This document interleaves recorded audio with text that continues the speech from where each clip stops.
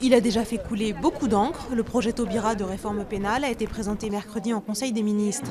Parmi les mesures phares, la création d'une peine de probation en milieu ouvert et l'accent mis sur les sorties sous contrainte de prison pour éviter les sorties sans aucun accompagnement qui sont aujourd'hui la norme.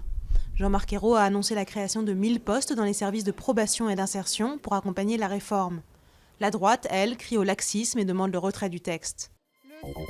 Pas de triomphalisme, mais un discours résolument optimiste pour Jean-Marc Ayrault. Le Premier ministre a affirmé que la France avait retrouvé des marges de manœuvre en matière budgétaire.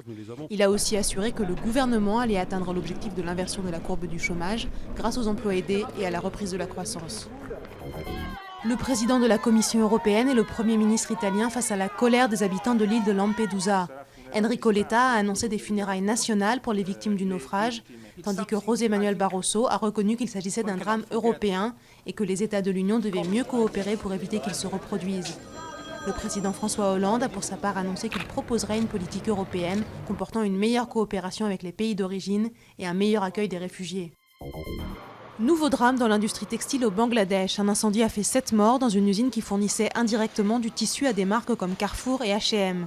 Il y a 6 mois, l'effondrement d'un immeuble abritant des ateliers de confection avait fait plus de 1100 morts et braqué les projecteurs sur les déplorables conditions de sécurité dans le secteur.